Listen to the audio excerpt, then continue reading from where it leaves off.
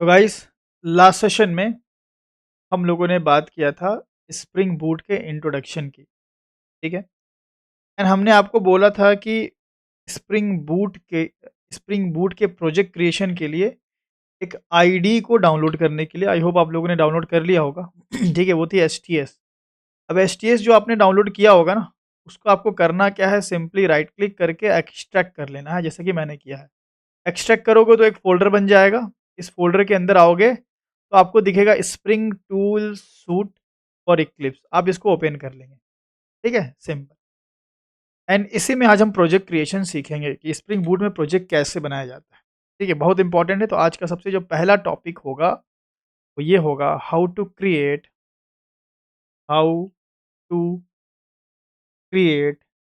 Spring boot project. Spring boot project मैंने पहले ही बताया हुआ है आपको कि स्प्रिंग बूट जो है वो वर्क करता है on the top of spring framework. ठीक है। एंड स्प्रिंग बूट के स्टार्टर्स वगैरह के बारे में मैंने बताया था आपको। ठीक है। आज समझेंगे, उन सब चीज़ों को प्रैक्टिकली देखेंगे हम लोग कि क्या है, कैसे है, स्प्रिंग बूट में क्या क्या चीज़ें हैं। ठीक है। देखो, स्प्रिंग बूट का अगर आपको प्रोजेक्ट बनाना है ना, तो ये तीन तरीकों से आप बना सकते हो। हालांकि तरीका तो एक ही है, लेकिन डिफरेंट डिफरेंट मतलब जगहों से आप क्रिएट कर सकते हो, मैं ऐसा बोल सकता हूँ।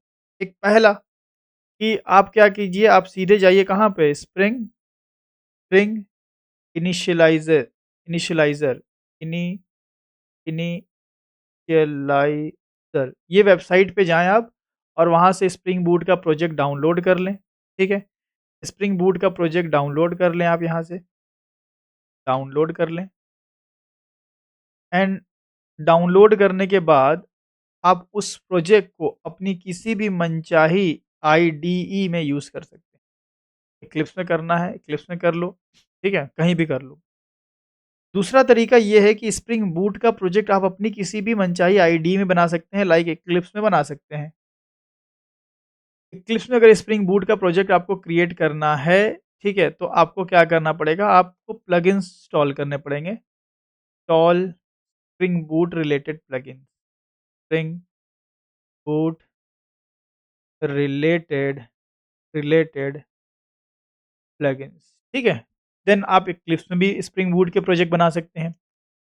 तीसरा तरीका यही वाला हो गया, एक्लिप्स हमें स्प्रिंग मतलब हमें स्प्रिंग फ्रेमवर्क की तरफ से, ठीक है, हमें स्प्रिंग फ्रेमवर्क की तरफ से एक बनी बनाई आईडी मिल जाती है, जो कि अपने आप में एक एक्लिप्स होती है विथ स्प्रिंग बूट प्लगइन्स, जो कि है स्प्रिंग टूल सूट। आप इसका भी यूज़ कर सकते हैं, स्प्रिंग टूल सूट। ये बेसिकली क्या है, ये अलग-अलग आईडीज़ के लिए भी आता है, इक्लिप्स के लिए भी आता है। तो ये बेसिकली आपका इक्लिप्स ही है प्लस स्प्रिंग बूट के प्लगइन्स में इंस्टॉल मिल जाते हैं, स्प्रिंग बूट प्लगइन्स। ठीक है, तो हम लोग इसी में काम करने वाले हैं, एसटीएस पे।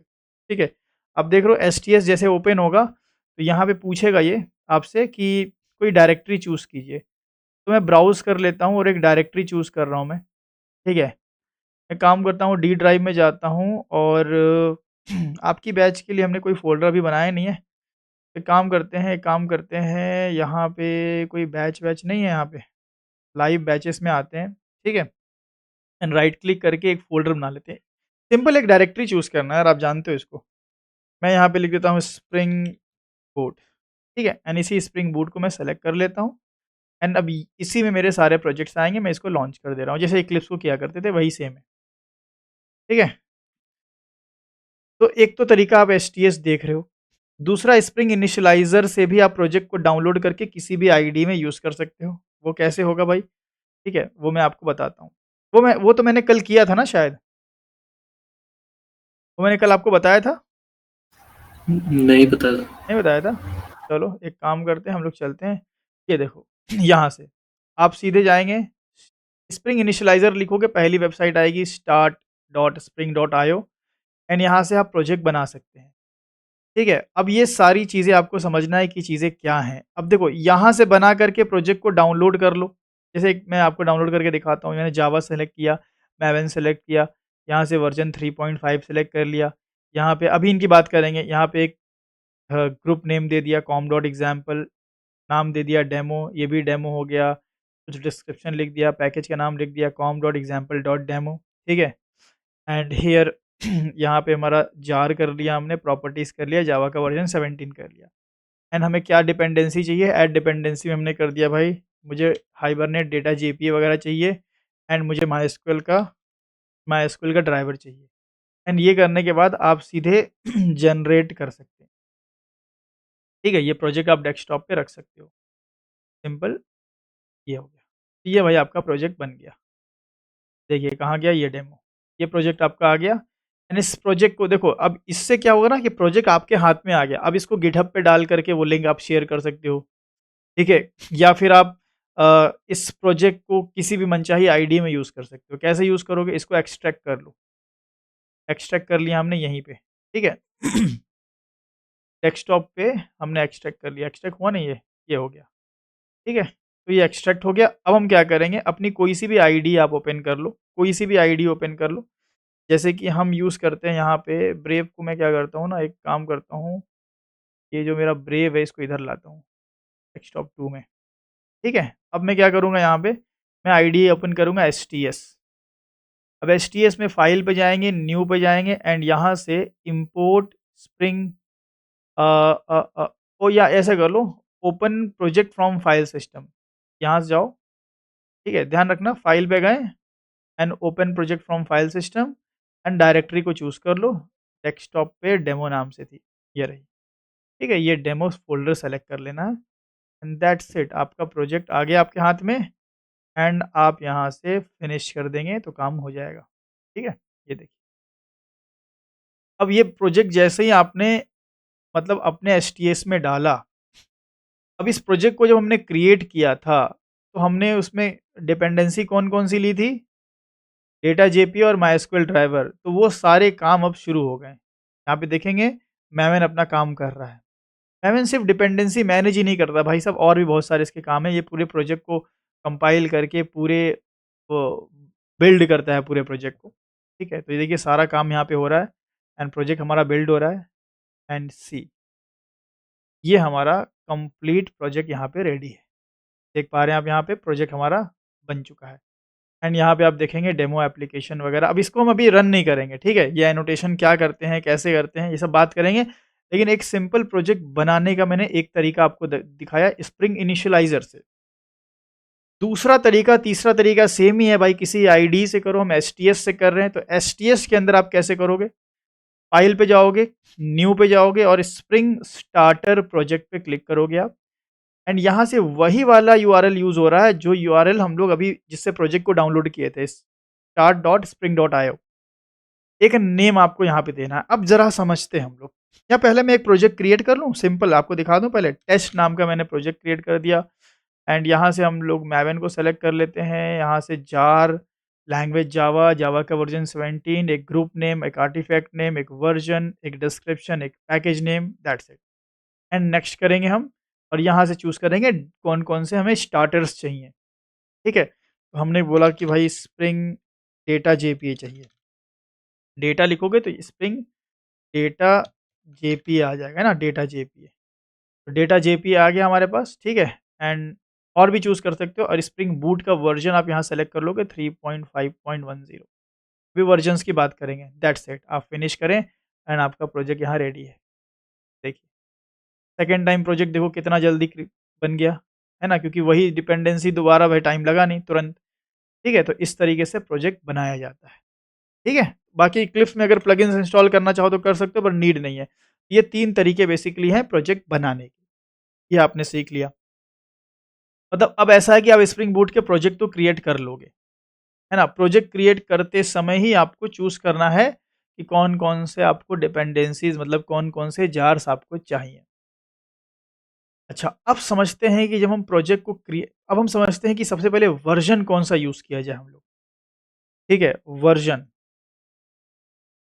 ये इम्पोर्टेंट है। तो देखो, मार्केट में मार्केट में अगर देखा जाए तो 2024, 5, 6, ठीक है? अब इधर बीच आप ले लो 25 से ले लो या 26 में ले लो, इधर बीच जो है वो जावा 17 काफ़ी फेमस हो रहा है स्प्रिंग बूट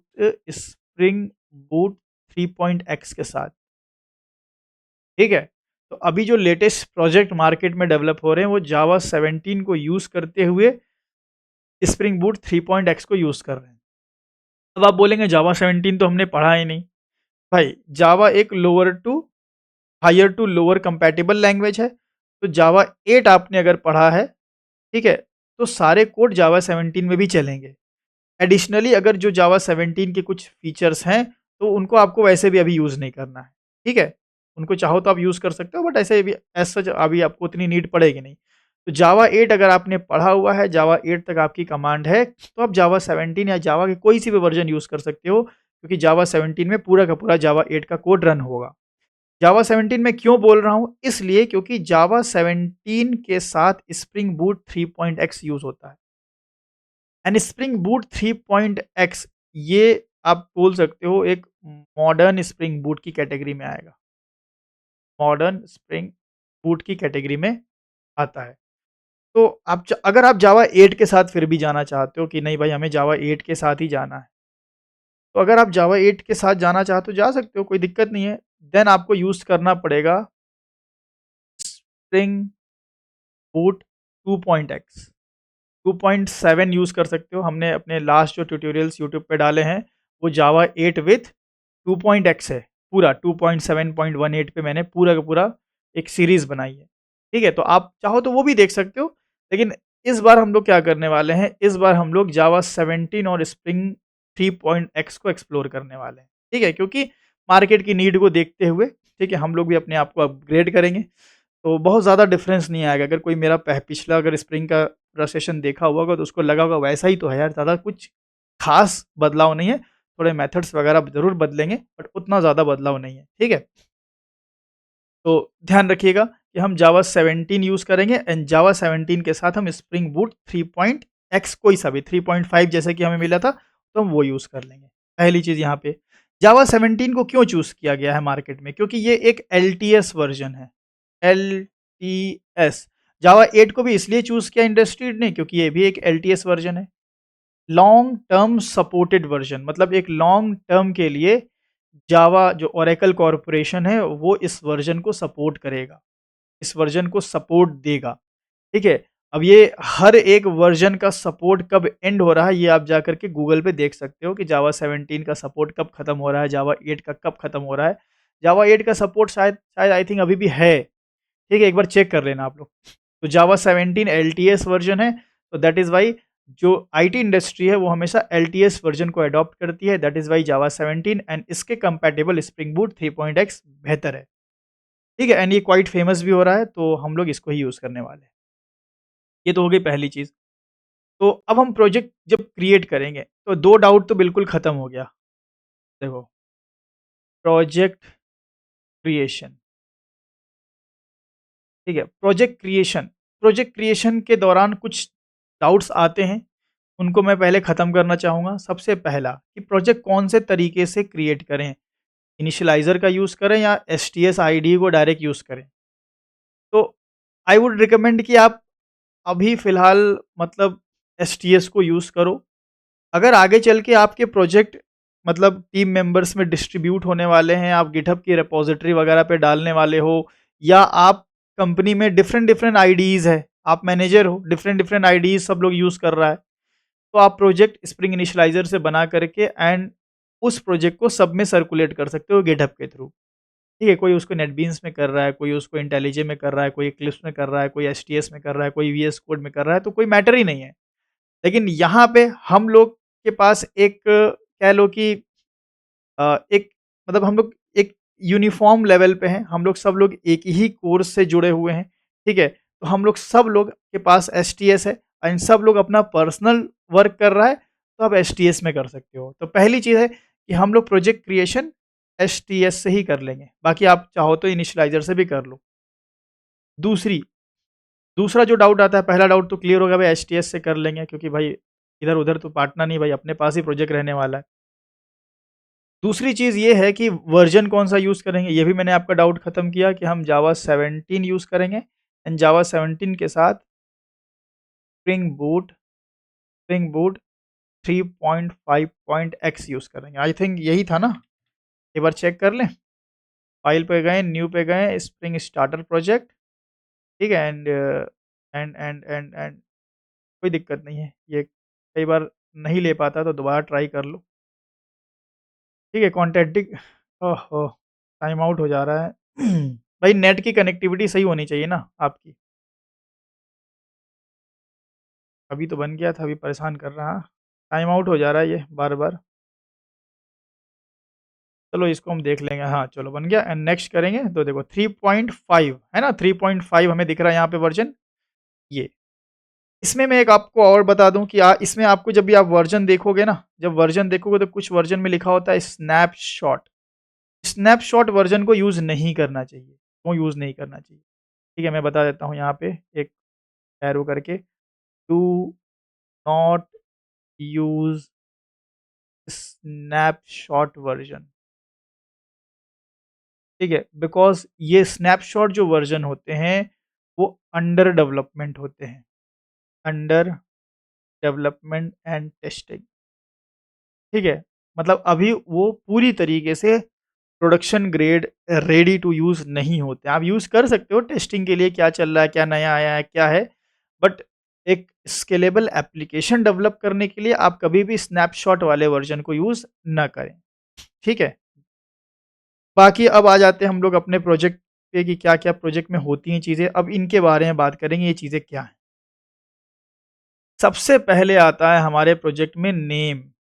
सबसे पहले प्रोजेक्ट में आता है नेम। ठीक है? ये 2 डाउट आते हैं, मैंने क्लियर कर दिया।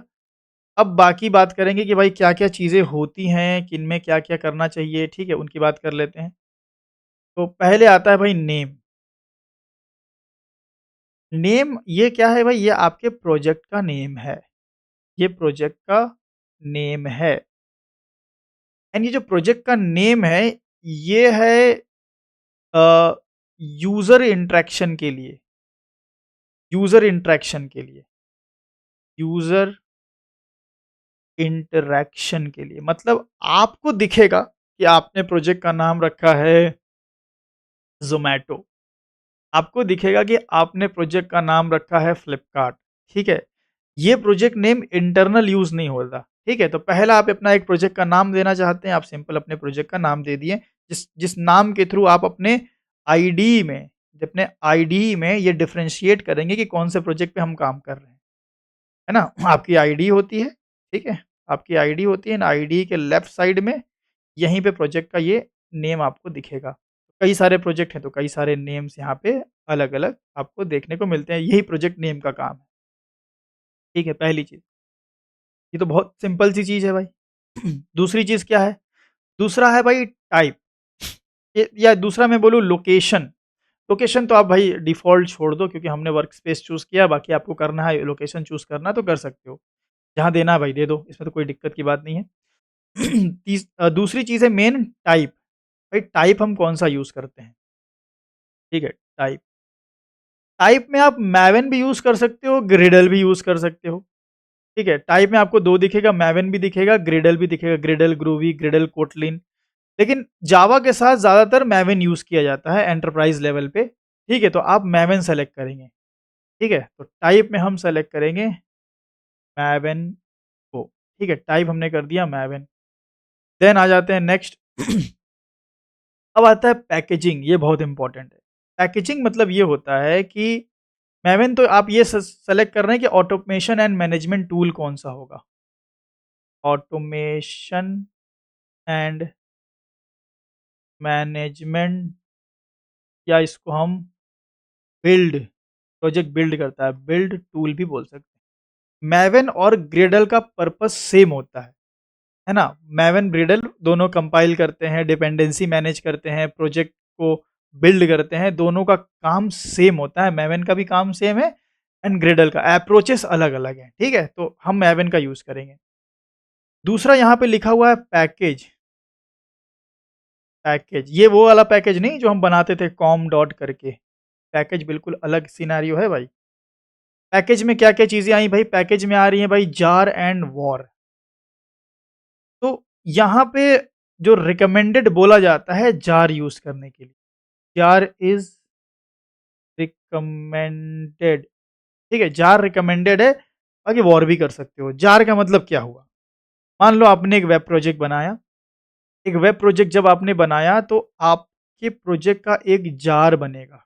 जैसे मान लो आपने बना दिया एक्स वाई जेड नाम से प्रोजेक्ट, तो X Y Z dot jar बनेगा। ठीक है, तो इस जार के और भी चीज़ें होंगी इसमें, ठीक है, वर्जन वगैरह होगा, पर मैं सिंपल लिख रहा हूँ।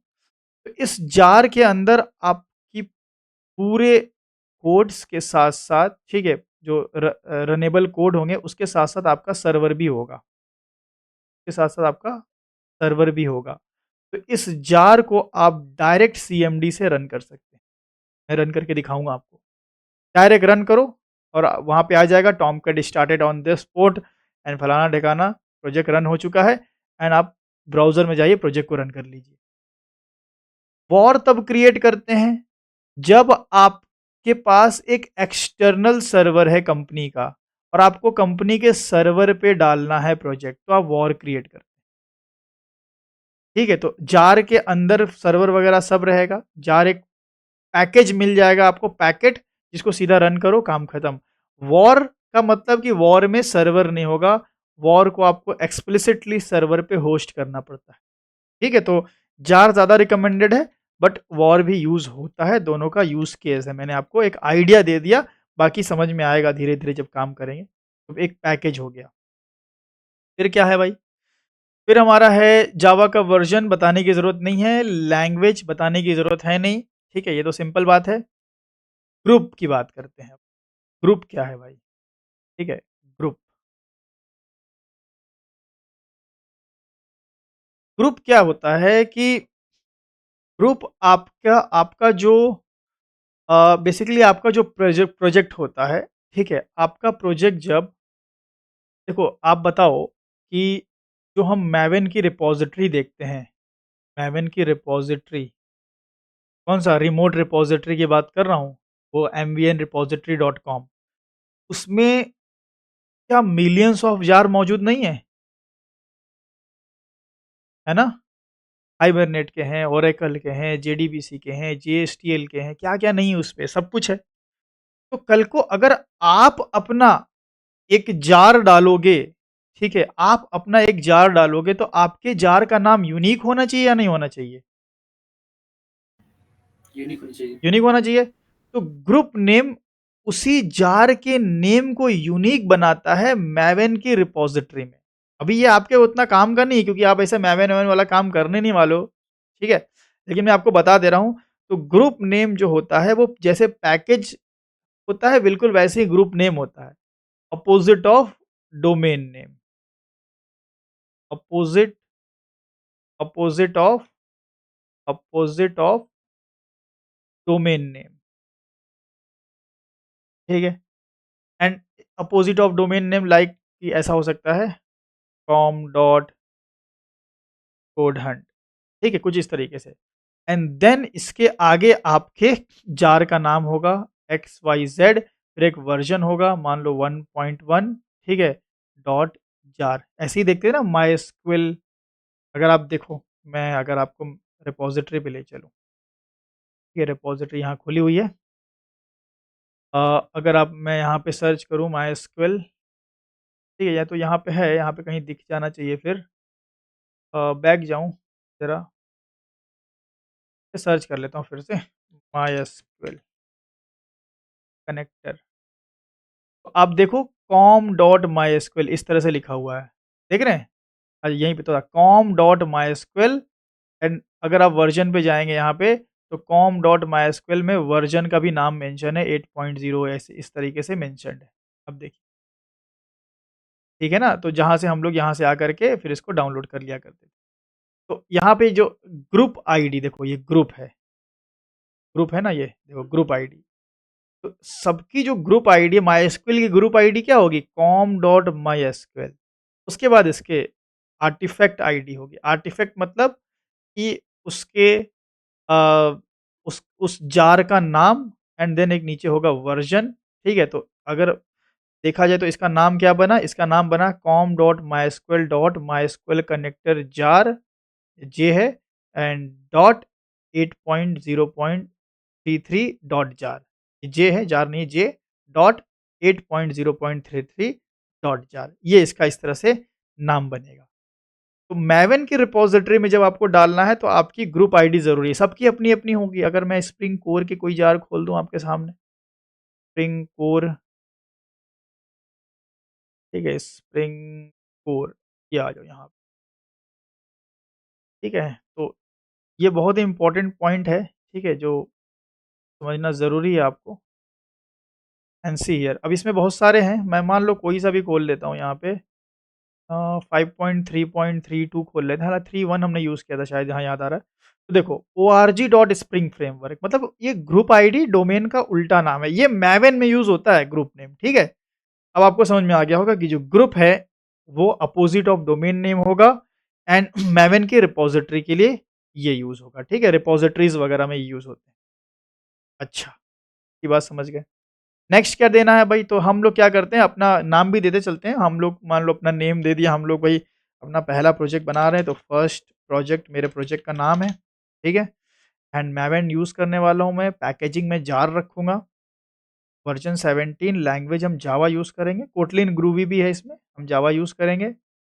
ग्रुप रखेंगे, अपोज़िट ऑफ डोमेन नेम रखना है, ठीक है? तो हम रख देते हैं यहाँ पे कुछ इस तरह से टेक डॉट कोडहंट, ये हमने रख दिया।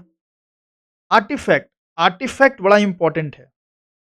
जब प्रोजेक्ट बिल्ड होगा, मैवन आपके प्रोजेक्ट को बिल्ड करके जब जार बनाएगा, ठीक है? मैवन आपके प्रोजेक्ट को बिल्ड करके जब जार बनाएगा, तो उस जार का नाम क्या होगा? वही होता है आर्टिफैक्ट। आर्टिफैक्ट, आर्टिफैक्ट में जो हम नेम देंगे, वही आपके जार का नाम बनेगा। Name of the jar, name of the the a, build jar, ठीक है? एग्ज़ाम्पल के तौर पे एक्स, वाई, ज़ेड।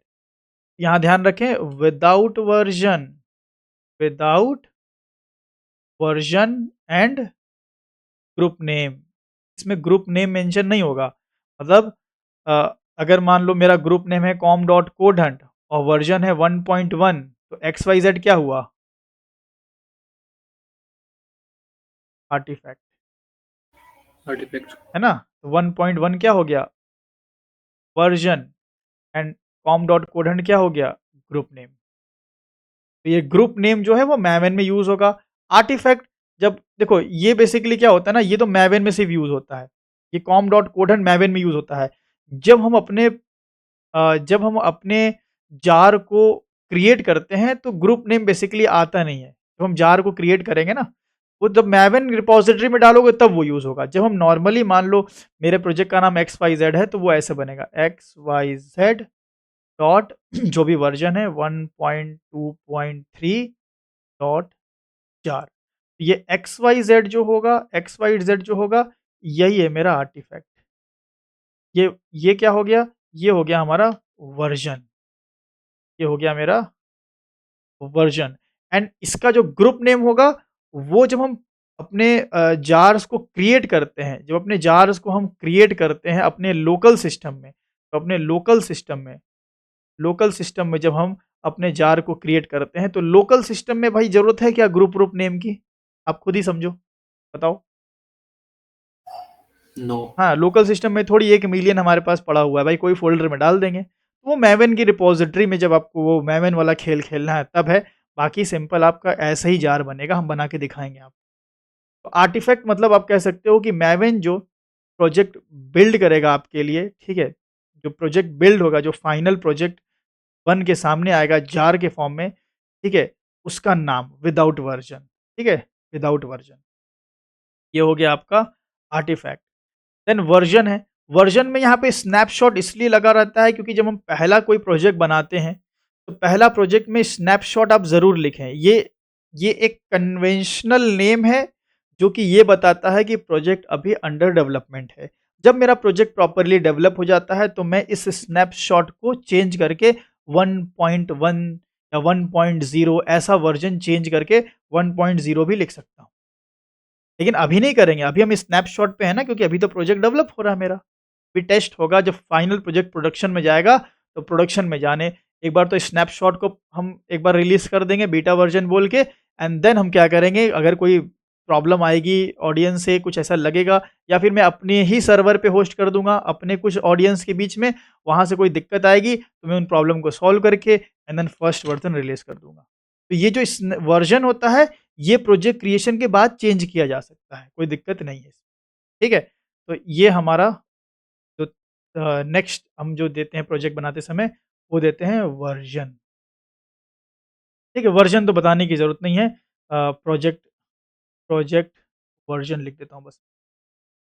अब ध्यान रहे कि पहले जब हम प्रोजेक्ट बनाते थे तो इतनी चीज़ें हमसे नहीं पूछी जाती थी क्योंकि हम एंटरप्राइज़ ग्रेड का एप्लीकेशन नहीं डेवलप कर रहे होते थे। हम अभी तक चीज़ों को सीख रहे होते थे, सिंपल वे में, ठीक है? लेकिन स्प्रिंग बूट एक मतलब एंटरप्राइज़ लेवल फ़ोकस्ड हमें सारे ऑप्शंस प्रोवाइड करता है। दैट इज़ व्हाई इतनी सारी चीज़ें आपके सामने आती हैं, तो इससे डरने की ज़रूरत नहीं है भाई। अभी कुछ नहीं समझ में आ रहा, भर दो कुछ भी। है ना? अभी लोग ऐसे ही करते हैं भाई, लोग एक सीधे-सीधे भर देते हैं और प्रोजेक्ट बनाना शुरू कर देते हैं। लेकिन मैं आपको आइडिया दे दे रहा हूँ कि भाई ये चीज़ें होती हैं। वर्ज़न समझ गए, डिस्क्रिप्शन में आप कुछ डिस्क्रिप्शन लिख सकते हो, इसमें और भी चीज़ें लिख सकते हो आप। आपको जो लिखना है डिस्क्रिप्शन में आप लिख सकते हो कि इस प्रोजेक्ट में क्या-क्या यूज़ हो रहा है, कौन-कौन सी चीज़ें हम यूज़ करने वाले हैं, किस किस लिए ये प्रोजेक्ट है, वगैरह-वगैरह सारी चीज़ें। देन आता है पैकेज। पैकेज आप ये होता है आपका रूट पैकेज। जब आपका प्रोजेक्ट बनता है, जैसे ये प्रोजेक्ट बना है हमारा, तो इसमें एक पैकेज आया होगा जिसमें एक मेन मेथड वाली क्लास आई होगी। तो वो पैकेज का नेम क्या होगा? जनरली पैकेज का नेम हम ग्रुप नेम के साथ सेम भी रख सकते हैं, लेकिन ये भी यूनिक होना चाहिए और ये भी यूनिक होना चाहिए। तो ये भी अपोज़िट ऑफ डोमेन नेम, ये भी opposite of domain name, but यहाँ पे डोमेन नेम के साथ-साथ आप कुछ एक्स्ट्रा ऐड ऑन भी कर सकते हो। डोमेन नेम के अलावा कुछ एक्स्ट्रा ऐड ऑन कर सकते हो। एग्ज़ाम्पल के तौर पे आपने कर लिया tech dot coden dot main app. ठीक है? तो मेन ऐप वाले पैकेज में आपकी मेन क्लास होगी, फिर controller tech tech dot coden dot controller में कंट्रोलर होगा, tech dot coden dot service में सर्विस होगा। तो इस तरह से यहाँ पे हम एक एक्स्ट्रा बढ़ा रहे हैं। ठीक है? इस तरह से आपने किया एंड ये है भाई मान लीजिए मल्टीपल प्रोजेक्ट्स के साथ आपको काम करना है तब ये, अभी यूज़ में नहीं है तो इसके बारे में बात नहीं करेंगे। तो ये सारी चीज़ें मैंने आपको बता दी। इतना ही आपको अभी मतलब ध्यान रखना है। बाकी नेक्स्ट में जाओगे तो यहाँ से स्प्रिंग बूट का वर्ज़न चूज़ कर लो एंड जो भी डिपेंडेंसी आपको चाहिए, जैसे मैं डेटा जेपीई चूज़ कर रहा हूँ, ठीक है? मैं और भी करता हूँ यहाँ से, सिर्फ़ इतना ही थोड़ी करेंगे। 1 मिनट यार, यहाँ यहाँ से ना वेब चूज़ करता हूँ, स्प्रिंग वेब, ठीक है? और एक मैं करूँगा मायएसक्यूएल ड्राइवर, ये 3 हमने चूज़ किया। इनको क्या बोलते हैं? इनको बोलते हैं स्टार्टर्स, इनको बोलते हैं स्टार्टर्स, ठीक है? स्प्रिंग स्टार्टर्स, बड़ा इम्पोर्टेंट है ये, स्प्रिंग स्टार्टर्स, ठीक है? ये कोई जार के नेम थोड़ी हैं। ये जो आप सेलेक्ट कर रहे हो ना अंडर डिपेंडेंसीज़, डिपेंडेंसीज़, ये बेसिकली इनको बोला जाता है स्प्रिंग स्टार्टर्स। जैसे ये कैसे आएँगे, आपको कैसे दिखेंगे? जैसे आपने क्या किया, आपने एक स्टार्टर सेलेक्ट किया स्प्रिंग वेब, तो स्प्रिंग वेब कोई जार का नाम नहीं है, एक स्टार्टर का नाम है। इसका मतलब कि इसके अंदर बहुत सारे जार्स आएँगे। देखो लिखा है build web including restful application using spring MVC uses Apache Tomcat, मतलब ये स्टार्टर यूज़ करोगे तो आपका स्प्रिंग वेब से रिलेटेड, स्प्रिंग एमवीसी से रिलेटेड जो जिन नेसेसरी जार्स हैं वो प्लस एम्बेडेड सर्वर टॉमकैट आपको आपके प्रोजेक्ट में मिल जाएगा डाउनलोड होके। ये बड़ी अच्छी चीज़ है यार spring starters. Data JPA use करोगे तो आपको जेपीए वाला देखो, persist data in SQL store with JPA using spring data and hibernate. तो यहाँ पे स्प्रिंग डेटा, हाइबरनेट, जेपीए से रिलेटेड जो भी जार्स होंगे आपको रेडी मिल जाएँगे। तो दीज़ आर स्प्रिंग स्टार्टर्स, ध्यान रखिएगा। तो ये हो गया आपका, देन आपको कुछ नहीं करना भाई, यहाँ पे कुछ भी नहीं है, यूआरएल वगैरह है एंड फिनिश कर दो। डन, आपका प्रोजेक्ट बन चुका है। अब एक बार प्रोजेक्ट आपका बन गया तो अब अंदर के कुछ मामलों को समझेंगे हम लोग। ठीक है? ये अंदर क्या-क्या चीज़ें आएँगी, देखो इम्पोर्ट गेटिंग, अभी क्या है यहाँ पे प्रोजेक्ट, हाँ, बन गया ना, अभी वेब लिया था ना इसलिए थोड़ा टाइम लिया इसने, अब प्रोजेक्ट हमारा क्रिएट हो चुका है। सबसे पहले हम ओपन करेंगे पॉम डॉट एक्सएमएल, ठीक है? ये प्रोजेक्ट क्रिएशन यहाँ पे फिनिश हुआ भाई आपका। जो भी आपको एक बिगिनर्स के माइंड में जो भी सवाल आता है ना प्रोजेक्ट क्रिएशन से रिलेटेड, कि प्रोजेक्ट क्रिएट करते समय जो-जो चीज़ें होती हैं, मैंने सारा आपको एक्सप्लेन कर दिया यहाँ पे। अब हमारा प्रोजेक्ट बन चुका है, ठीक है? तो अब हम आगे की बात करेंगे। तो स्प्रिंग स्टार्टर्स हम लिख देते हैं यहाँ पे कि it is a packet of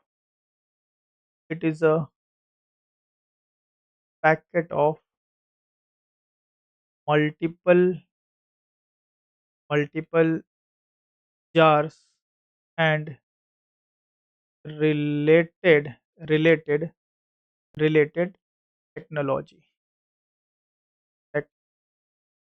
सिर्फ जार्स लिखते हैं, it is a packet of multiple jars, ठीक है?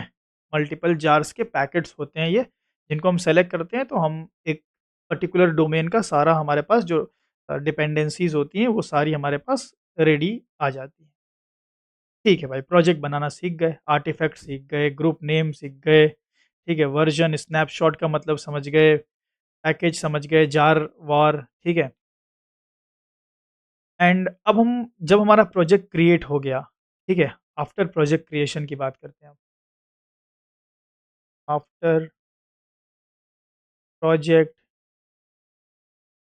क्रिएशन, प्रोजेक्ट क्रिएशन के बाद अब क्या? ठीक है, आइए समझते हैं। तो सबसे पहले हमने ओपन किया पॉम डॉट एक्सएमएल।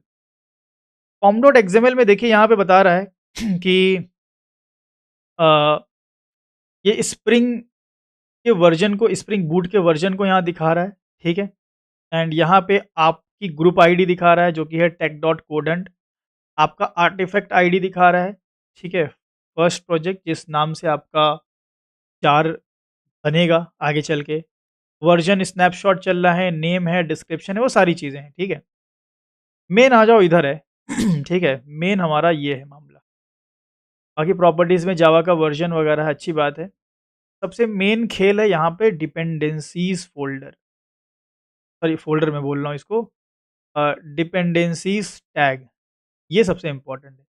मान लो आपने प्रोजेक्ट को क्रिएट किया और कोई डिपेंडेंसी डालना आपने भूल गए, तो आप इसके अंदर सीधा डिपेंडेंसी ला सकते हो। ये सारी डिपेंडेंसी कहाँ स्टोर हुई होगी? ये सारे जार्स जो डेटा जेपीए से रिलेटेड जार होंगे, वेब से रिलेटेड जार होंगे, माइस्क्वेल कनेक्टर से, और ये स्प्रिंग बूट स्टार्टर टेस्ट पहले से होता है। तो इन सारे जार्स को मैवेन ने रिमोट रिपॉजिटरी से उठा करके मेरे लोकल रिपॉजिटरी वो .m2c ड्राइव में रख दिया होगा, एंड मेरे प्रोजेक्ट के क्लास पाथ पे रखा है, वो आप यहाँ से देख सकते हैं। तो ये देखिए, ये सारे इतने सारे जार इसने मेरे लिए रेडी रखे हैं, देख रहे हो? ये सारी चीज़ें हैं। अब मैं आपको यहाँ एक चीज़ दिखाऊँ कि यहाँ अगर देखो, यहाँ ओ से 2 ही जार हैं, ओ से 2 ही जार हैं यहाँ पे, बाकी तो कोई ओ से है नहीं। तो मैं यहाँ पे क्या करता हूँ, मैं एक जार यहाँ से ऐड करता हूँ। यहाँ पे आऊँगा, यहाँ पे लिखूँगा ओजेडीबीसी। ओजेडीबीसी ओरेकल जेडीबीसी ड्राइवर, और ये 14 उठा लेते हैं हम यहाँ से, और जस्ट हम इसको कॉपी करेंगे एंड इधर आएँगे और डिपेंडेंसीज़ के अंदर अपना ये पेस्ट कर देंगे। तो जैसे ही आप पेस्ट करेंगे यहाँ पे एंड सेव करेंगे, अब देखिए यहाँ पे बिल्डिंग चालू।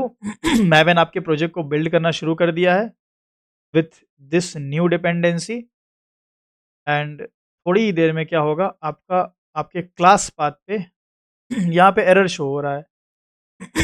मिसिंग मिसिंग ओजेडीबी 14 इसको मिल नहीं रहा है, काम करो वर्जन हटा दो यहाँ से एंड लेट्स ट्राई। ठीक है, मिसिंग बता रहा है यार। चलो कोई दूसरा डाल के हम देख लेते हैं। तो यहाँ से आते हैं डिपेंडेंसीज में, ज़ीरो यहाँ पे भी है यार। चलो एक काम करते हैं, वापस आते हैं और ओजेडीबीसी यहाँ से देखते हैं वर्जन, ठीक है? यहाँ से बहुत सारे हैं, कोई सा भी उठा, बस मैं आपको दिखाना चाहता हूँ कि कोई जार आपने मिसिंग अगर कर दिया तो आप क्या करोगे? तो आप कुछ इस तरीके से डाल सकते हो। एंड हमने सेव किया, बिल्डिंग चालू हो चुकी है। देखते हैं इस बार क्या होता है कि नहीं अपना काम। एंड ध्यान रहे, ये सब जब आप काम कर रहे हो तो नेट की कनेक्टिविटी सही होनी चाहिए, सो दैट ये डाउनलोड करके आपके लोकल में रखे, फिर क्लास पाथ आपके प्रोजेक्ट के क्लास पाथ पे डाले। तो एक बार चेक कर लें हम लोग। ये देखो यहाँ पे डाउनलोड हो रहा है। एमबी वगैरह दिख रहा था यहाँ पे।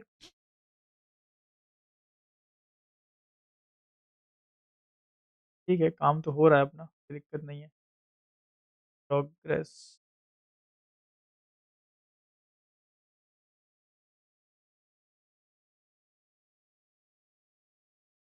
ठीक है, तो ये हमारा काम हो गया, ऑलमोस्ट हो गया।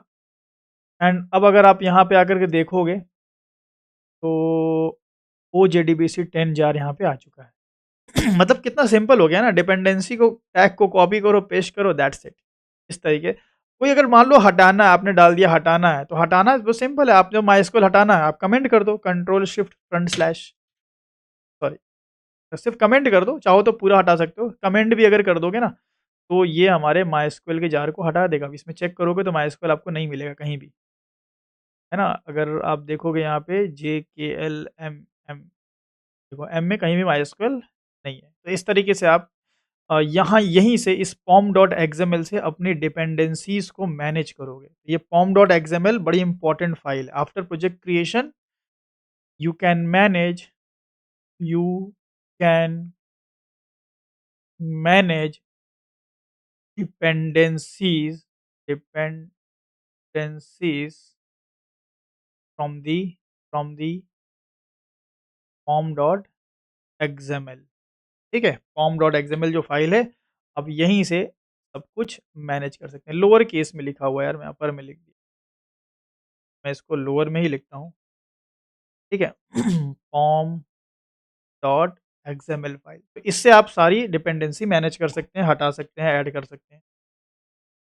कई बार ऐसा भी होता है कि जब आप डिपेंडेंसी ऐड करते हो, अभी तो ज़्यादा डिपेंडेंसी नहीं है, बहुत ज़्यादा डिपेंडेंसीज़ आ जाती हैं, प्रोजेक्ट काफ़ी हैवी हो जाता है,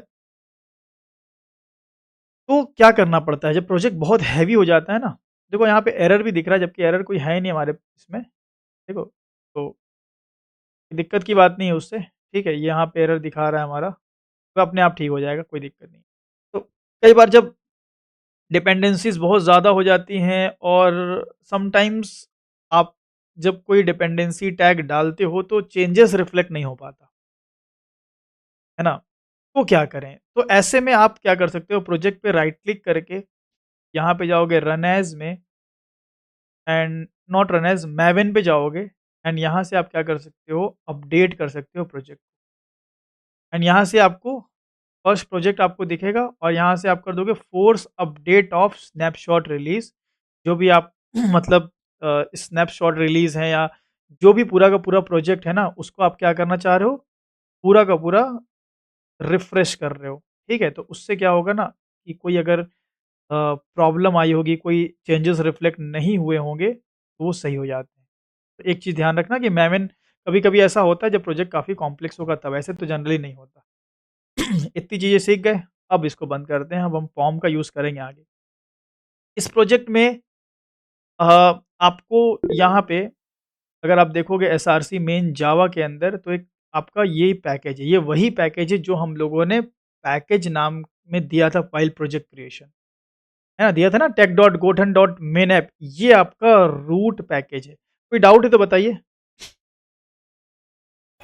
सर अगर डिपेंडेंसी हमने ऐड किया है, अगर उसका वर्जन चेंज हो जाए, तो फिर क्या करना होगा? फिर से आप अगर ध्यान से देखोगे तो यहाँ पे वर्जन हमने लिया नहीं है। आप देखो यहाँ पे हमने माइस्क्वेल का भी वर्जन नहीं लिया है, हमने डेटा जेपीए मतलब हाइबरनेट का भी वर्जन नहीं लिया है, ना ही हमने स्प्रिंग एमवीसी का वर्जन नहीं लिया है। हमने वर्जन सिर्फ लिया है स्प्रिंग बूट का और जावा का। तो जावा और जावा 17 और स्प्रिंग बूट 3.5 आपको लेना है। अब इसके कंपैटिबल जो भी वर्जन बेस्ट सुइटेबल है वो ये ला करके दे देगा।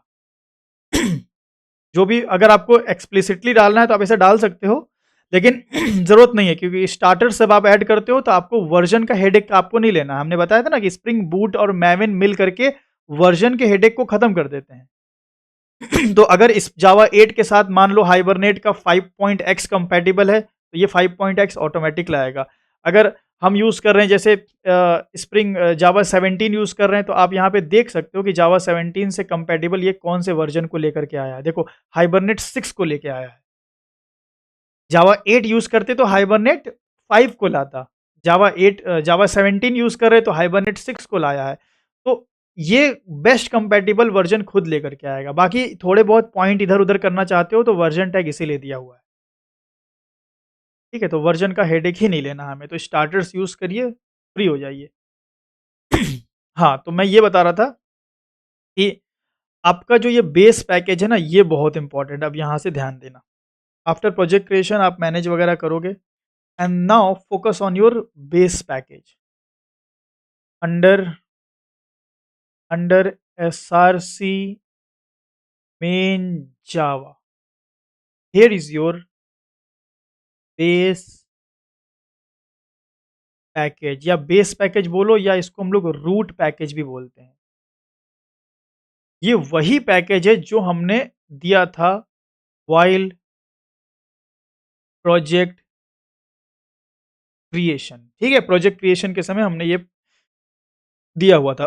इसी के अंदर आपको एक बनी बनाई क्लास मिल जाएगी फर्स्ट प्रोजेक्ट एप्लीकेशन नाम से। ठीक है, फर्स्ट ये नेमिंग कन्वेंशन ले रहा है। फर्स्ट प्रोजेक्ट हमने नाम दिया था फर्स्ट प्रोजेक्ट, तो वहाँ से फर्स्ट प्रोजेक्ट एप्लीकेशन नाम से एक हमें क्लास मिल जाती है, जिसके अंदर जिसके अंदर हमें एक एनोटेशन मिलता है spring boot application annotation, and यहाँ पे हमें एक मिलता है एप्लीकेशन कॉन्टेक्स्ट। यहाँ पे हमें मिलेगा एप्लीकेशन कॉन्टेक्स्ट। अगर मैं ऑल्ट शिफ्ट एल करूँ तो इसका रिटर्न टाइप है कॉन्फ़िगरेबल एप्लीकेशन कॉन्टेक्स्ट। मैं आपको बता दूं कि हम लोगों ने एक एप्लीकेशन कॉन्टेक्स्ट यूज़ किया था ना। एप्लीकेशन एक तो पहले हम लोग कौन सा एप्लीकेशन कॉन्टेक्स्ट यूज़ करते थे शुरू में एकदम, स्प्रिंग कोर को उठा लिया जाए आप, तो सबसे पहले, हाँ सबसे पहले हम, हाँ सबसे पहले हम यूज़ करते थे एप्लीकेशन नहीं, सबसे पहले हम यूज़ करते थे एक्सएमएल बीन फैक्ट्री। ठीक है, जो कि डेप्रिकेटेड था, डेप्रिकेटेड था। एक्सएमएल बीन फैक्ट्री किसकी किसकी इम्प्लीमेंटेशन थी, कौन से इंटरफेस की, अब भूल गए। बीन फैक्ट्री सबसे पहले हमने ये यूज़ किया था जो कि डेप्रिकेटेड था। देन हम मूव किए थे कहाँ पे, एक्सएमएल एप्लीकेशन एप्लीकेशन कॉन्टेक्स्ट पे, एप्लीकेशन कॉन्टेक्स्ट। और एप्लीकेशन कॉन्टेक्स्ट की ही, इस एप्लीकेशन कॉन्टेक्स्ट से कई सारे इम्प्लीमेंटेशन थी, कई सारी इम्प्लीमेंटेशन थी। जैसे हम लोगों ने यूज़ किया था class path XML application context, फिर हम लोग यूज़ किए थे एनोटेशन कॉन्फिग एप्लीकेशन कॉन्टेक्स्ट। तो एप्लीकेशन कॉन्टेक्स्ट की ही चाइल्ड है कॉन्फ़िगरेबल एप्लीकेशन कॉन्टेक्स्ट, कॉन्फ़िगरेबल एप्लीकेशन कॉन्टेक्स्ट। ठीक है, ये भी अपने आप में मतलब एक इंटरफेस है कॉन्फ़िगरेबल एप्लीकेशन कॉन्टेक्स्ट, जो कि आप यूज़ कर सकते हैं। यहाँ से अगर आप देखोगे ये इंटरफेस देखो, एंड इसकी ही चाइल्ड कौन है जो हम लोग यूज़ किया करते थे, एनोटेशन कॉन्फिग एप्लीकेशन कॉन्टेक्स्ट। तो इसकी चाइल्ड कौन है, एनोटेशन कॉन्फिग एप्लीकेशन कॉन्टेक्स्ट। आप लोग की बैच में बताता हूँ आप लोग को, एनोटेशन कॉन्फिग एप्लीकेशन कॉन्टेक्स्ट। देखो जब हम एनोटेशन कॉन्फिग एप्लीकेशन कॉन्टेक्स्ट का ऑब्जेक्ट बनाएंगे ना और उसको होल्ड करेंगे एप्लीकेशन कॉन्टेक्स्ट में, तो एप्लीकेशन कॉन्टेक्स्ट के अंदर हमें क्लोज मेथड नहीं मिलेगा। तो हम क्या करते थे, एनोटेशन कॉन्फिग एप्लीकेशन कॉन्टेक्स्ट ही में होल्ड कर लेते थे ऐसा, एनोटेशन कॉन्फिग एप्लीकेशन कॉन्टेक्स्ट, ऐसा किया हम लोगों ने, याद है, के c is equal to yes new, sir, yes equal to new application कौन हाँ सेम, अंदर हम लोग दे देते थे फाइल अपने जो क्लास का नाम था। तो ध्यान रहे कि जो कॉन्फ़िगरेबल एप्लीकेशन कॉन्टेक्स्ट है, ध्यान रखना। अब यहाँ पे मामला ऐसा है कि अगर मैं क्या मैं इसके प्लेस पे एप्लीकेशन कॉन्टेक्स्ट लिख सकता हूँ, सवाल ये है।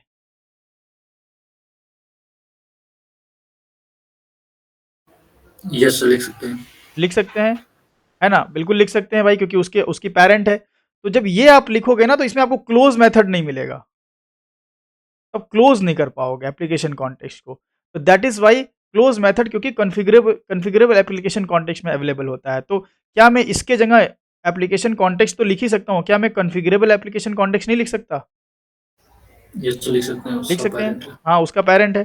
तो बस यही सीन है भाई, ज़्यादा इसमें सोचने वाली बात नहीं है। Configurable configurable application context ac is equal to new, जो ये है एनोटेशन कॉन्फिग एप्लीकेशन कॉन्टेक्स्ट, ये वाला, ऐसा। तो यही वाला हमें एप्लीकेशन कॉन्टेक्स्ट यहाँ पे मिल रहा है। मतलब ये जावा बेस्ड कॉन्फ़िगरेशन पहले से हमें एप्लीकेशन कॉन्टेक्स्ट मिल चुका है यहाँ पे, ठीक है? तो एप्लीकेशन कॉन्टेक्स्ट हमें यहाँ पे पहले से मिल गया। अब यहाँ पे ये स्प्रिंग बूट एप्लीकेशन क्या है भाई? इसके बारे में एक्सप्लेन करने से पहले या कुछ भी आपको ज़्यादा कन्फ्यूज़ करने से पहले मैं आपको सीधा-सीधा बोल दूँ। स्प्रिंग बूट का हमने प्रोजेक्ट क्रिएट किया तो मुझे एप्लीकेशन कॉन्टेक्स्ट सीधा मिल गया, ठीक है? और ये एनोटेशन बहुत सारा काम करेगा, इसके बारे में एक्सप्लेनेशन देंगे, लेकिन इससे पहले हम लोग पहले अपने प्रोजेक्ट को रन करके देख लिया जाए। तो हेलो हमारा आना चाहिए, हेलो आना चाहिए। बट अभी रन करेंगे तो एरर आएगा, हेलो नहीं आएगा बल्कि एरर आएगा। एरर इसलिए आएगा क्योंकि हम लोगों ने एक डिपेंडेंसी यूज़ करी है, हम लोगों ने एक डिपेंडेंसी, एक जार ऐड किया है, एक स्टार्टर यूज़ किया है। वो कौन-सा स्टार्टर? वो है डेटा जेपीए का starter, spring boot starter data JPA. And spring boot starter data JPA को अगर आप यूज़ करते हो, तो आपको डेटाबेस का यूआरएल, यूज़र नेम, पासवर्ड देना मस्ट है। अगर नहीं दोगे तो प्रोजेक्ट रन ही नहीं होगा। अगर मैं इसको रन करूँ, राइट क्लिक करूँ, run as spring boot app, ऐसे आपको रन करना है। प्रोजेक्ट पे राइट क्लिक करके run as spring boot app आपको कर देना है। एंड ये प्रोजेक्ट की गाड़ी चल चुकी है। एंड देखिए क्या बोल रहा है, fail to configure a data source URL, URL ही नहीं है। तो दैट इज़ व्हाई हम क्या करेंगे, हम अपने प्रोजेक्ट को रन करना है, हमें अभी कुछ डालना नहीं है, तो मैं डेटा जेपीए वाला जो डिपेंडेंसी है ना, वो कमेंट कर लेता हूँ, ठीक है? ताकि भाई मुझे ये यूआरएल वगैरह भी ना पूछे। एंड अब राइट क्लिक करेंगे, run as spring boot app, and now hello हमारा आ चुका है। ठीक है? तो ये सिंपल भाई देखो एकदम मेथड है स्प्रिंग बूट के प्रोजेक्ट को बनाने का। इस तरीके से आप स्प्रिंग बूट के प्रोजेक्ट को सिंपली क्रिएट कर सकते हैं। अब समझते हैं कि स्प्रिंग बूट एप्लीकेशन एक्चुअली ये क्या करता है, ये एनोटेशन। इस एनोटेशन में मैंने अभी रिसेंटली एक शॉर्ट्स भी बनाया था, लेकिन यहाँ पे हम लोग अच्छे समझ लेते हैं। स्प्रिंग बूट एप्लीकेशन एनोटेशन ये क्या है एक्चुअली? स्प्रिंग जब भी आपका स्प्रिंग बूट का प्रोजेक्ट शुरू होता है, जो मेन क्लास होती है उसके ऊपर ये एनोटेशन लगा होता है। ये एनोटेशन बेसिकली 3 काम को परफ़ॉर्म करता है। ये बेसिकली या मैं बोलूँ कि ये 3 चीज़ों का कॉम्बिनेशन होता है। एक तो होता है ये कॉन्फ़िगरेशन का, मतलब स्प्रिंग बूट एप्लीकेशन एनोटेशन अगर आप यूज़ करते हो तो इसका मतलब आप कॉन्फ़िगरेशन यूज़ कर रहे हो। और कॉन्फ़िगरेशन किस पे लगाया जाता है? बताइए? स्प्रिंग कोर पढ़े हैं ना? What is the use of configuration? Configure करने के लिए जेएमएल। नहीं, एक्सएमएल में तो एनोटेशन ही नहीं लगता। एनीवन? तो भाई वो स्टार क्लास को कॉन्फ़िगर करते थे ना। हाँ, जब हम जावा बेस्ड कॉन्फ़िगरेशन में जाते हैं, तो जो क्लास मेरी कॉन्फ़िगरेशन क्लास होती है, जो एक्सएमएल का रिप्लेसमेंट जब हम करते हैं, तो कोई तो ऐसी जगह होगी जहाँ अपने बीन्स को डिक्लेयर करेंगे।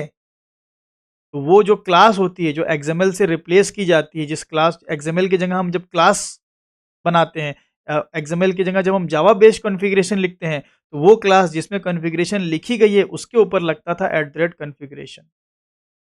तो हमारे हमारे स्प्रिंग बूट के प्रोजेक्ट में जो आपकी ये पहली क्लास है ना, ये ऑटोमेटिक आपकी कॉन्फ़िगरेशन है। मतलब यहाँ पे आप कोई बीन डिक्लेयर कर सकते हो। You can declare any been.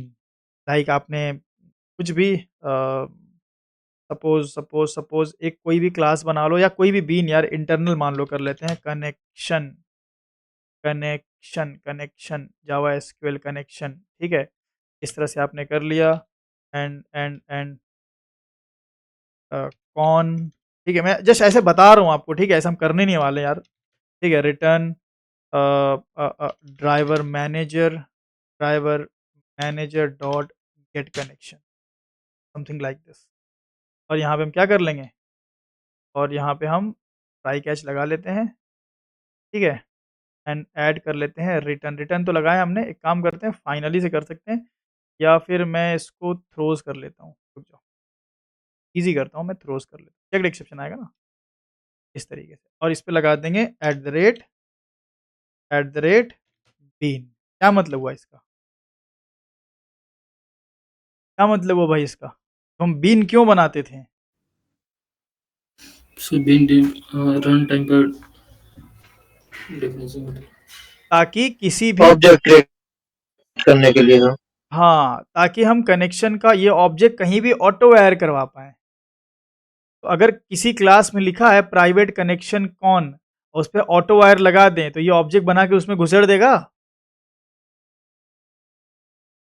हाँ भाई, यही उस है ना, देखिए इसीलिए बोलते हैं स्प्रिंग कोर इंपॉर्टेंट है। लोग बोलते हैं सर डायरेक्ट पढ़ लें स्प्रिंग बूट, कहाँ से समझ में आएगा? आप लोग पढ़ के इतना डाउट में हो, जो नहीं पढ़ा होगा उसका क्या होगा? ये तो सोचो, सारी चीज़ें तो वही आ रही है, बीन वही आ रहा है, कॉन्फ़िगरेशन वही आ रहा है, फिर अभी क्लास पाथ कॉन्टेक्स्ट वॉन्टेक्स्ट जो है, कॉन्फ़िगरेबल एप्लीकेशन कॉन्टेक्स्ट, ये सब वही चीज़ें आ रही हैं। That is why core is very important, चाहे वो कोर जावा हो, चाहे वो स्प्रिंग कोर हो। खैर, तो ये जो मेरी क्लास है ना, मेन मेन जो क्लास होती है, स्प्रिंग बूट ऑटोमैटिकली इसको कॉन्फ़िगरेशन क्लास बना देता है, ठीक है? ईज़ी के लिए, ताकि कॉन्फ़िगरेशन क्लास अलग से बनानी ना पड़े, लेकिन आप अलग से भी कॉन्फ़िगरेशन डिफ़ाइन कर सकते हो, पहली चीज़।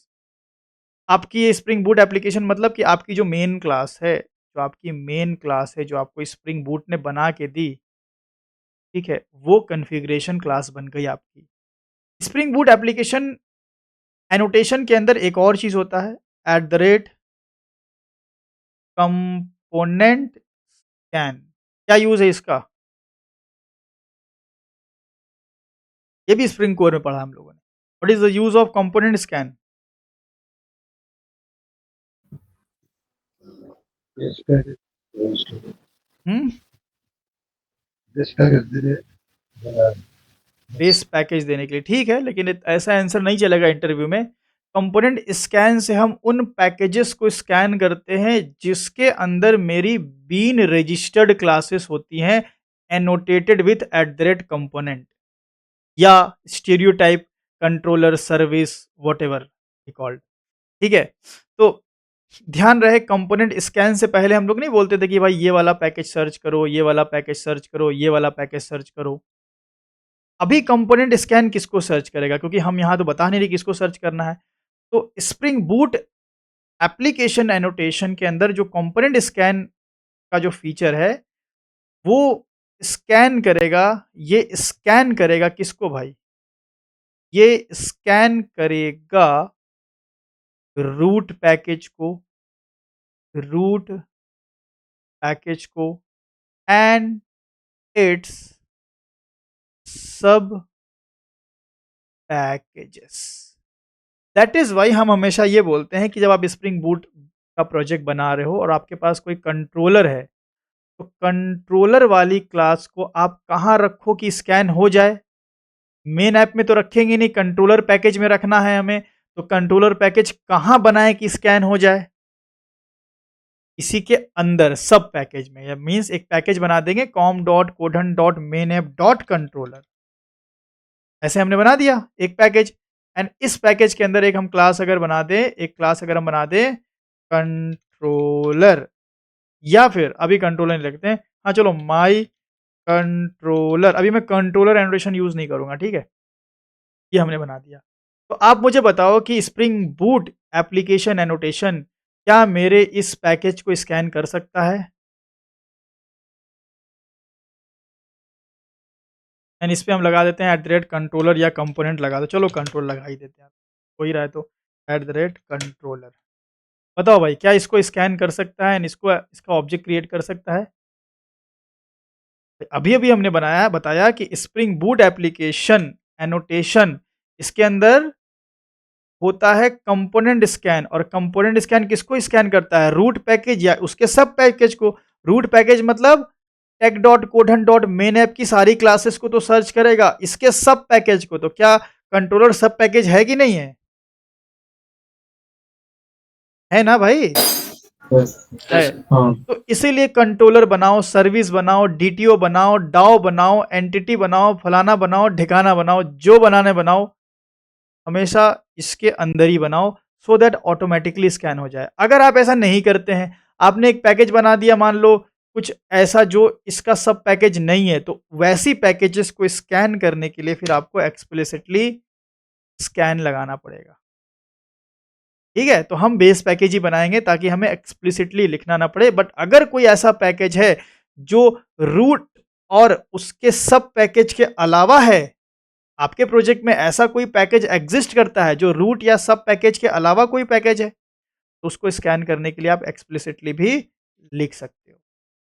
बट आपको समझ में अभी आया होगा कि कैसे ये मेरे पैकेजेस ऑटोमेटिकली स्कैन होते हैं और कैसे सबका ऑब्जेक्ट बन जाता है धड़ल्ले से, है ना? तो सबके ऑब्जेक्ट ऑब्जेक्ट सब रेडी हो जाएंगे, देखिएगा अभी ये कंट्रोलर हो गया। कंट्रोलर स्कैन होगा एंड इसका ऑब्जेक्ट बन जाएगा। ठीक है, इसका ऑब्जेक्ट बन जाएगा। इसका एक मेथड हम, या कंट्रोलर नहीं लिखते हैं यार, मैं एक काम करता हूँ, कंट्रोलर वंट्रोलर अभी नहीं लिखते हैं, क्योंकि फिर कंट्रोलर सर्विस डाउ वाला गेम खेलना नहीं है। तो मैं इसको टेस्ट कर लेता हूँ, ठीक है। एंड इसके अंदर मैं एक मेथड बना लेता हूँ, सॉरी एक क्लास बना लेता हूँ डेमो नाम की। तो डेमो नाम की क्लास पे कौन सा सूटेड है, कंट्रोलर की कंपोनेंट? कंपोनेंट। कंपोनेंट। ठीक है, ये हो गया। तो अब क्या इसका ऑब्जेक्ट बनाएगा स्प्रिंग, या इसका ऑब्जेक्ट हमें मिलेगा? आइए देखते हैं। तो हम क्या करेंगे भाई, देखो एप्लीकेशन कॉन्टेक्स्ट है। अब स्प्रिंग बूट एप्लीकेशन जो है वो इस क्लास को कॉन्फ़िगरेशन क्लास बना दिया, एंड उसने इस करंट रूट पैकेज को स्कैन किया और बेस पैकेज को भी स्कैन किया। तो भाई रूट पैकेज तो इस पे स्प्रिंग बूट एप्लीकेशन है, तो इसका तो इंस्टेंशिएशन हो ही गया। क्या कॉन्फ़िगरेशन वाली क्लास पे हमें @कंपोनेंट लगाना पड़ता था? या कॉन्फ़िगरेशन अपने आप में उसको एज अ बीन रजिस्टर कर देता था? रजिस्टर कर देता था फिर। हाँ, उस पे कंपोनेंट नहीं लगा, कॉन्फ़िगरेशन अपने आप में एज अ बीन रजिस्टर कर देगा। तो ये self as a bean register तो हुई, प्लस कंपोनेंट स्कैन जो इंटरनल इसका फीचर है उसकी मदद से इसने अपने पैकेज और बेस पैकेज की क्लास को भी एज अ बीन रजिस्टर करके उनका इंस्टेंशिएशन कर दिया। तो डेमो का भी ऑब्जेक्ट बन गया होगा। आओ अब उन ऑब्जेक्ट्स को यूज़ करते हैं। तो यूज़ करने के लिए ना मैं एक काम करता हूँ, public int int int test करता हूँ, और यहाँ से मैं रिटर्न कर लेता हूँ रिटर्न 1000। अगर मुझे ये 1000 मिल गया ना, मतलब कि इसका ऑब्जेक्ट बना है। ठीक है, अब मैं क्या करता हूँ, सबसे पहले भाई मैं फर्स्ट प्रोजेक्ट एप्लीकेशन क्लास का ऑब्जेक्ट निकालूंगा। ठीक है, कैसे? हम बोलेंगे ac.getBean, क्लोज नहीं करेंगे, ac.getBean किसका ऑब्जेक्ट चाहिए? फर्स्ट प्रोजेक्ट एप्लीकेशन वाली क्लास का ऑब्जेक्ट। अभी तो हम स्टैटिक में है ना, स्टैटिक में है तो भाई यहाँ पे हम ऑब्जेक्ट पुल कर रहे हैं। ठीक है, डॉट डॉट क्लास, ऐसे ही किसी क्लास का ऑब्जेक्ट निकालते थे ना हम लोग, अगर आपको याद होगा तो, हाँ सर। ना डॉट क्लास देते थे। ठीक है, एंड देन हमने क्या किया, अब हमने क्या किया देखो, यहाँ पे एक एक एक बना लेते हैं प्राइवेट डेमो एंड डेमो। ये डेमो क्या है भाई? ये डेमो ये वाला है। ठीक है, ये डेमो ये वाला है। एरर क्यों आ रहा है डेमो पे? Remove invalid modifier. अरे यार कहाँ बना रहा हूँ मैं, कहाँ बना रहा हूँ, मैं भी नींद में हूँ क्या? प्राइवेट डेमो डेमो, ठीक है, ये हो गया। और अगर इस पे हम लगा लें @AutoWired तो क्या होगा? क्या डेमो का ऑब्जेक्ट इसमें आ जाएगा? Yes sir. है ना? और मैं यहाँ से क्या करता हूँ, मैं यहाँ से यूज़ करता हूँ sysout, इसी देखो, मैं इस डेमो को डायरेक्ट क्यों नहीं यार प्रिंट कर लिया अंदर यहाँ पे? मैं इतना घूम फिर के क्यों कर रहा हूँ कि पहले इस सेम क्लास का ऑब्जेक्ट लाया, फिर बीन के डेमो का मेथड चलाया। कौन सा मेथड चलाया भाई, कौन सा मेथड चलाया? मेथड क्या था? टेस्ट। मेथड था टेस्ट। इतना घूम के क्यों किया? मैंने डायरेक्ट डेमो डॉट टेस्ट क्यों नहीं कर लिया? क्या ज़रूरत थी फर्स्ट प्रोजेक्ट एप्लीकेशन का पहले ऑब्जेक्ट निकाल के फिर उससे ये कॉल सर करने? Loose coupling. नहीं, लूज कपलिंग। नहीं, नहीं, not not loose coupling. Loose coupling तो तब होती जब यहाँ इंटरफ़ेस होता। सब डायरेक्टली डिपेंडेंट नहीं होना चाहते हैं डेमो पे। नहीं, ये भी जवाब नहीं, गलत जवाब। डेमो जो मेरा है वो नॉन स्टैटिक है, डायरेक्ट वो स्टैटिक में आता? नहीं, नो नहीं है। सर। हाँ, तो हम कैसे ला सकते हैं? हम पहले इसका ऑब्जेक्ट बनाएँगे, फिर उसके ऑब्जेक्ट के रेफ़रेंस से कॉल करेंगे। ठीक है, सिंपल सा जवाब था।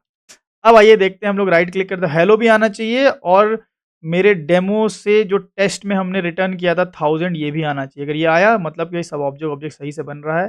एंड राइट क्लिक करेंगे run as spring boot app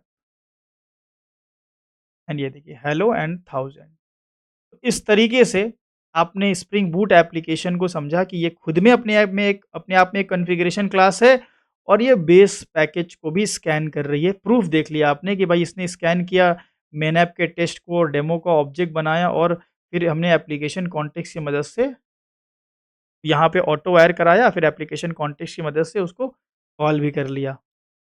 ठीक है, स्प्रिंग कोर अगर अच्छे से पढ़े हो तो इन सब में कोई दिक्कत नहीं होगी आपको। ये 2 ही काम नहीं, एक और बहुत इम्पोर्टेंट काम करता है स्प्रिंग बूट एप्लीकेशन, जो सबसे इम्पोर्टेंट काम करता है वो अब मैं आपको बताऊँगा। ये करता है इनेबल इनेबल ऑटो कॉन्फ़िगरेशन। अब इनेबल ऑटो कॉन्फ़िगरेशन का क्या मतलब हुआ? देखो, जब हमने स्प्रिंग बूट का एप्लीकेशन क्रिएट किया, ठीक है? तो हमने मैवन से बोला, ठीक है? जब हमने प्रोजेक्ट को क्रिएट किया, जब हमने प्रोजेक्ट को क्रिएट किया, तो क्रिएट करने के दौरान हमने मैवन से बोला, मतलब हमने मैवन से पहले नहीं बोला, पहले हमने स्टार्टर्स सेलेक्ट किए हैं। स्टार्टर्स लाइक स्प्रिंग वेब, ठीक है? एंड ये स्टार्टर्स को मैवन ने देखा, तो अच्छा स्प्रिंग वेब, इसका मतलब कि स्प्रिंग वेब से रिलेटेड हमें क्या करना है? स्प्रिंग वेब से रिलेटेड जार हमें लाने हैं। वो जार लाया, लोकल रिपॉजिटरी में रखा एंड आपके प्रोजेक्ट में डाला, ठीक है? लोकल रिपॉजिटरी में रखा एंड देन आपके प्रोजेक्ट में डाल दिया। प्रोजेक्ट के क्लास पाथ पे डाल दिया। अब इसके बाद ये जो क्लास पाथ पे ये बहुत सारे जो जार्स होंगे, ठीक है? इन जा मतलब जो भी चीज़ होगी, स्प्रिंग वेब होगी या स्प्रिंग डेटा जेपीए होगा, ठीक है? ये सारी जो चीज़ें हैं, इसके लिए जो डिफ़ॉल्ट कॉन्फ़िगरेशन है, वो इनेबल ऑटो कॉन्फ़िगरेशन मतलब स्प्रिंग बूट एप्लीकेशन ऑटोमैटिकली कर देगा। समझ रहे हैं कितनी बड़ी चीज़ है? मतलब कि अगर आपने प्रोजेक्ट क्रिएशन के दौरान अगर आपने स्प्रिंग वेब को सेलेक्ट किया है, ठीक है? स्प्रिंग वेब को सेलेक्ट करने का क्या मतलब है कि आपको डिस्पैचर सर्वलेट ऑटोमैटिकली क्रिएट होके मिलेगा। पहले हम डिस्पैचर सर्वलेट की मैपिंग करते थे ना, याद है आपको? हाँ करते है थे। ना? लेकिन अब ऑटोमैटिक हो जाएगा। अगर आपने यहाँ पे स्प्रिंग डेटा जेपीए यूज़ किया है, तो यहाँ पे एंटिटी मैनेजर फैक्ट्री पहले बनाते थे, फिर एंटिटी मैनेजर मैनेजर बनाते थे। Entity manager factory, entity manager, dispatcher servlet, handler mapping, सारी कॉन्फ़िगरेशन ये प्रोजेक्ट स्टार्ट होते ही कर देगा। वो कौन करेगा? Spring boot application annotation. मतलब ये अपने अंदर 3 एनोटेशन रखता है। एक कॉन्फ़िगरेशन अपने अपनी क्लास को कॉन्फ़िगरेशन बना दिया। कंपोनेंट स्कैन, रूट पैकेज और बेस पैकेज को स्कैन कर दिया। सबसे पावरफुल क्लास पाथ पे जो भी जार्स मौजूद हैं, जो आपने स्टार्टर्स के थ्रू और मैवन के थ्रू लाया था, उन जार्स से रिलेटेड जो भी आपको डिफ़ॉल्ट कॉन्फ़िगरेशन करनी है, डिफ़ॉल्ट सेटअप करना है, वो सब रेडी कर देगा। मीन्स डिस्पैचर की कॉन्फ़िगरेशन हो चुकी है, एंटिटी मैनेजर फैक्ट्री की कॉन्फ़िगरेशन हो चुकी है, एंटिटी मैनेजर हो चुका है, आपको जस्ट यूज़ करना है, दैट्स इट। तो इनेबल ऑटो कॉन्फ़िगरेशन ये मोस्ट पावरफुल है, मोस्ट पावरफुल मैं या मतलब ये तो अंदर होता है, मैं इसकी बात कर रहा हूँ, ये मोस्ट पावरफुल एनोटेशन है, जिसकी मदद से आपके पूरे के पूरे स्प्रिंग बूट का एप्लीकेशन का सेटअप रेडी होता है। आई बात समझ में? बोलो भाई, इतनी बात क्लियर है? Yes sir.